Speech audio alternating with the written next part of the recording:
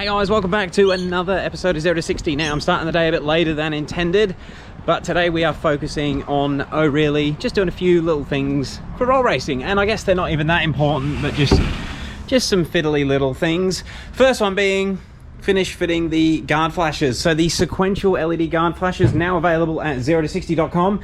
We have a smoked one on this side, and we had the clear one on this side. Now they've been on the car for 2 weeks now, and they have been out in the rain, been on a few drives. I'm happy with them. They're live on the store, but we're going to switch it over to the smoked on this side because I'd say 99% of people that had an opinion said go with the smoked. The murdered outlook looks a lot better. After that, I'm going to get straight onto the intercooler. It should be an easy swap over. This car, and I can't believe it's only got a 5-inch intercooler in it at the moment. It did have a VRSF 7.5-inch, so it's getting that put back in, which should be a pretty straightforward swap over. And then I'm going to have a look at the fuel hat. But let's get the indicator sorted and get on with the cooler.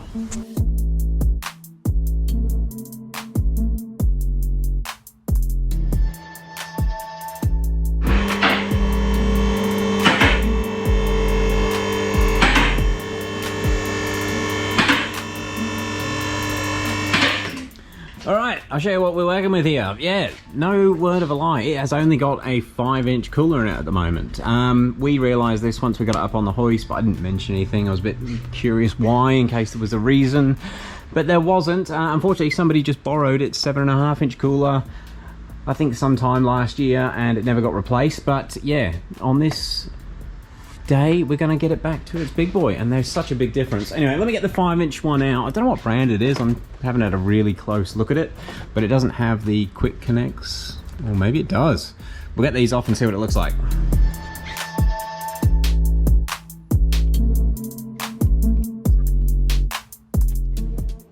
Missing a washer, but that was water. Cool, there it is there. All right, let's put it next to the 7-inch. So yeah, it always fascinates me, the bloody size difference between a 7-inch and a 5-inch. Yeah, look, I don't really know the in and outs and what actual performance you're gonna have different on this sort of setup with a single, but I know on my twin setup, the intake temps are like 10 degrees Celsius lower in relation to an increase on ambient temperature between the 7s and the 5s. The other thing that is a bit not ideal about the 7-inch coolers, because it is such a massive metal, when you're sitting in the lanes or sitting at roll racing waiting for it to go out and actually get some airflow through it, they do heat soak.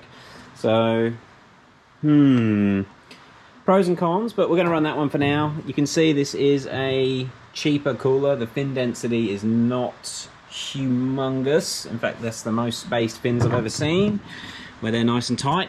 The issue with going too crazy on the fin density is you don't get the cooling through the radiator. But I mean, these don't really suffer from that. Look, we'll try it, we'll see how we go. This is just a cheap one off of eBay. Might be about $800.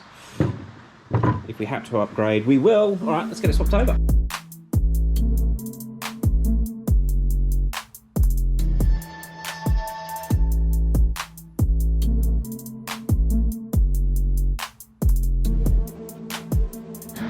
Alright, that's all in. It all went straight back in. The only thing that was a bit annoying, I had to replace that screw. I've gone up to a stronger, bigger threaded tech screw.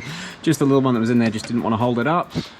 And these worm clamps are testing, but that's what was holding the other one on. It was holding 35 PSI, so I've tried to get it as even as I can around the outlets and inlets.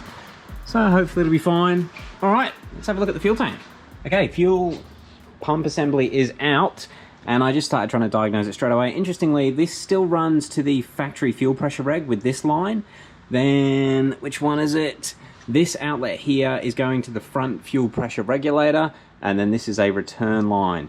Now I filled it up with, that is just water. I'm gonna have to clean it out with brake clean, but I wanted to see exactly what's happened, and it looks like it's this fitting here is, you can see it dripping through there. So, to get this sealed off, it's just going to be a matter of resealing that fitting. That's not too bad, alright? I'm going to get on with that. So that's it filled up again with the fitting tightened and not getting any fluid dripping through. You know, I thought I'd lent on the fitting and cracked the hat, but I must have just slightly unscrewed it. What a muppet. Well, that's good. That's a lot less work than I was expecting to do. I'm going to leave it to sit for 20 minutes, just make sure there isn't anything weeping through there. Although I'm pretty confident it's fine. They're proper bulkhead fittings. I just knocked it loose a bit. All right. Oh, actually, is that a bubble on that fitting as well? I might redo those. Power terminals just to be safe. All right. Shall I just show you? If I blast air underneath,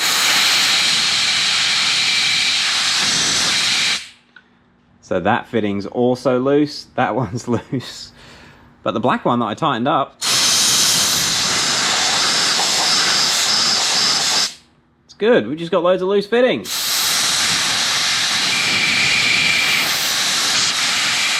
All right, let's get them fixed. All right, so that's all the fittings tightened up and some thread seal added to the nylock nuts.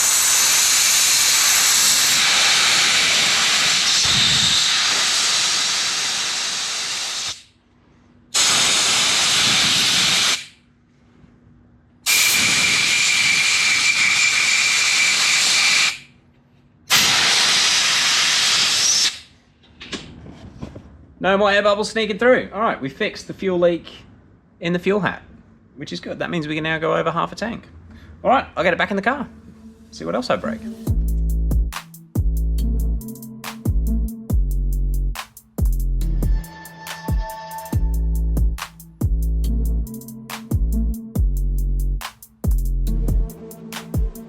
So with everything still disconnected apart from the fuel sender, I'm just gonna make sure we get the correct fuel reading.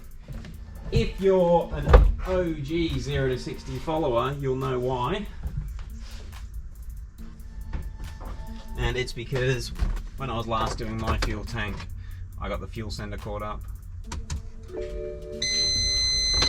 Fuel sender still reads perfectly. All right, back to putting it back together.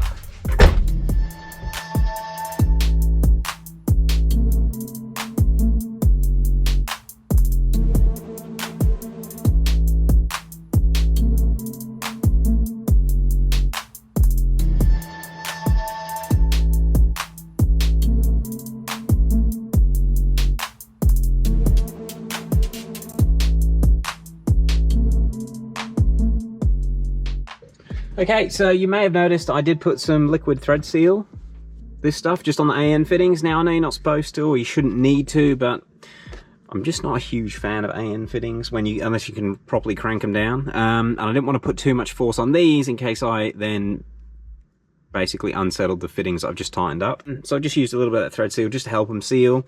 That's probably about 5 minutes ago. That should be enough time for it to set. So let's power it up and see if we have any leaks and make sure the car still actually starts up.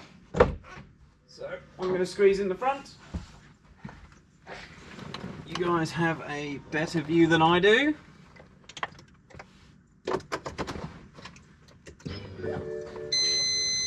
Ignition's on.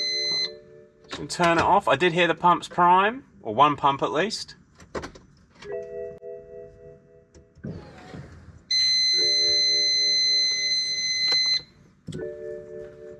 And I guess the secondary pump won't come on unless the port injection's on anyway. Oh well, we'll fire it up, see what happens.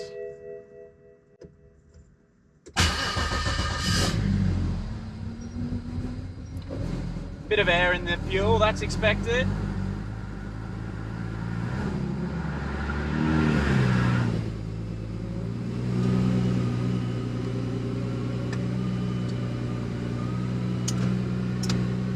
I think we're good.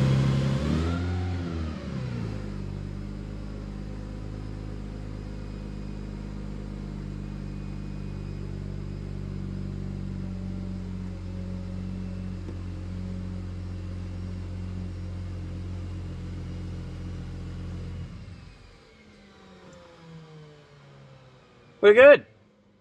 I assume that even running like that, the return line will be doing something, so... Or the return line, I think it's that one. I think we are good. Alright, I'm going to put the rest of it back together. Alright, back seat is back in, and that was me faffing about for about 3 hours, when I could have done it in probably half an hour. But we've got the intercooler on. Fuel leak thing. I'm hoping I've just moved those fittings when I had the cap off the other day. But it looks like we fixed the fuel leak, so we can now go over half a tank again. And yeah, intercooler. What else did I want to do? Got to put the drag wheels on, and then she's going on the trailer tomorrow because tomorrow we're going roll racing. Yeah, this was all pretty much ready to go. We can now use our vaginas to turn the traction control on, which we couldn't do last time we had it down. So we've gone from what could be a really scary day to I think we're just going to have a lot of fun as long as the track is open. Because it's raining again. And I just checked the forecast for Willowbank, and tomorrow is forecast rain just as roll's about to start, but it's supposed to clear up about a couple of hours after. So we'll see what happens. Wish us luck, and I might do a video tomorrow on the journey down. And I actually would like to take this for a test drive tomorrow just to make sure we haven't got any loose clamps where I've done that intercooler. But it's raining now, so it's pointless trying to go and hit 35 PSI in the rain with street tires on this thing. All right, guys, we'll end it off there. Thank you very much for watching. Wish us luck. Peace. I also think it's damn right amazing that that little cooler flowed enough to make 700 wheel horsepower through the power glide, and that lazy torque converter, that is pretty crazy. They will flow that much power. Be interesting to dyno it with the bigger cooler, see if it makes a difference. Who knows? Alright guys, peace.